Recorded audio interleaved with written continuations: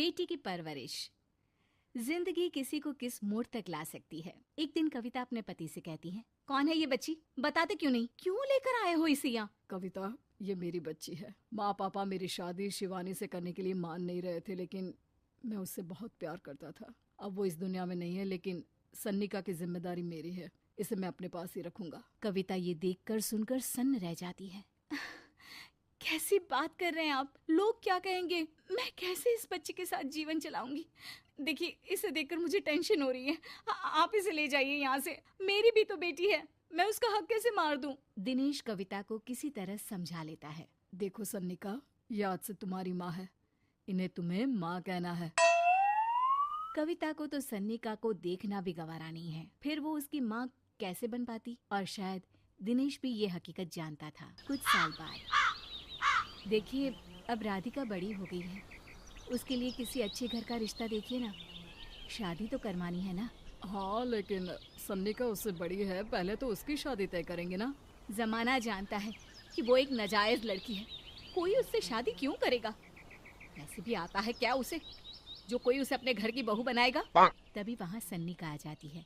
पापा, मुझे स्कॉलरशिप मिल गई है, आगे का सारा खर्चा यूनिवर्सिटी वाले उठाएंगे। मैं कल ही वहाँ हॉस्टल में शिफ्ट हो रही हूँ।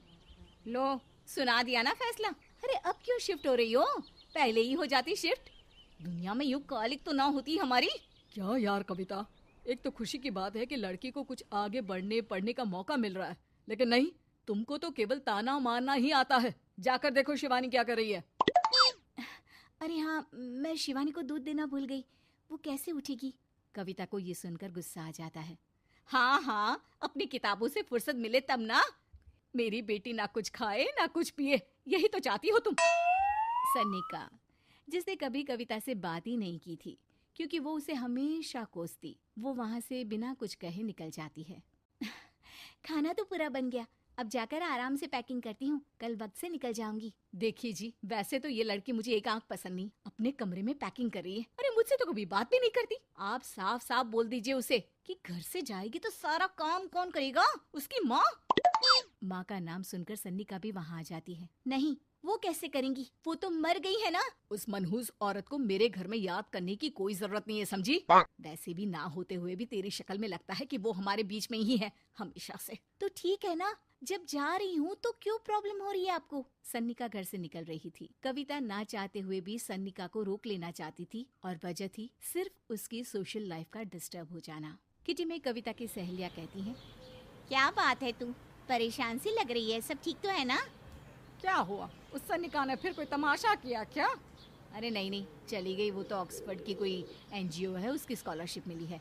मेरा भाई बता रहा था कि उसका तो फ्यूचर ब्राइट है। अरे चल ना, तुझे क्या, तेरा तो पीछा छूटा उससे। अरे कैसे क्या नहीं, घर का सारा काम करती थी। इसकी छोटी बेटी को भी तो उसी ने संभाला था। याद है, उसकी छोटी बेटी का जो केस हुआ था, वो भी अपने सर ले लिया था। हाँ, तो बदले में सारा खर्चा भी तो हम लोग ही उठा रहे थे ना। और पता है, वो मुझसे बात भी नहीं करती, जैसे पता नहीं मैं ही उसके माँ के मरने के लिए जिम्मेदार हूँ। अरे खुद को क्यों दोष दे रही है? तूने जो किया शायद कोई नहीं करता। कविता को समझ में नहीं आ रहा था कि उसके साथ ऊपर वाले ने ऐसा क्यों किया। वो शाम को घर आती है। आज तो बहुत खुश होगी तुम, एक बला से छुटकारा मिला ना तुमको। बेचारी की जिंदगी नरक बना कर रखी थी। वो तो कहते हैं ना, ऊपर वाला सब देखता है। देखो, चुन लिया उसने अपना रास्ता। कविता का मन तो करता है कि वो पति को सब कुछ सुना दे, लेकिन सामने सास खड़ी होती है। ये तो है, बेचारे को खाना बनाने से लेकर घर के सारे काम करने पड़ते थे। बाहर का भी कोई काम होता तो वही देखती। अब देखते हैं घर का काम कैसे होता है। तभी कविता की बेटी उसके लिए चाय लेकर आ जाती है। लो माँ चाय, कैसी रही किट्टी? अच्छी थी बेटा, खाने में कुछ बनाया है क्या? हाँ, सन्निका दीदी जैसी ही सब्जी बना दी है, आप रोटी बना लो।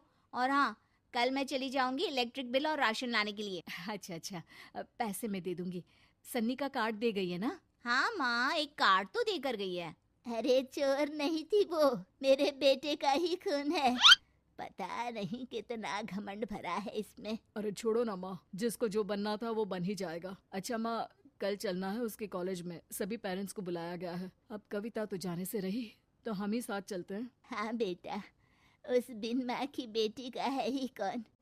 अब क्या था, कविता का गुस्सा फूट पड़ता है। हाँ, आप लोगों के जैसे तो इंसान नहीं देखे मैंने। अरे मेरे सामने ही अपनी नाजायज बेटी को लाकर बिठा दिया। रोज मैं उसे देखती तो एहसास होता कि कैसे आपने मुझे इतना बड़ा धोखा दिया। जरा सोचिए तो, अगर ऐसा ही कुछ मैंने किया होता तो। अरे रहने दे, क्या नहीं किया तूने उसके बदले में।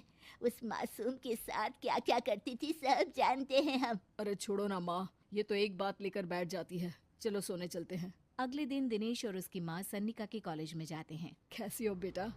मेरा नाम रोशन करना। जरूर पापा। ये ले बेटा, पैसे रख ले। नहीं, वो कविता ने काट दिया है। अरे बेटा, वो माँ है तुम्हारी, उसका नाम क्यों लेती हो?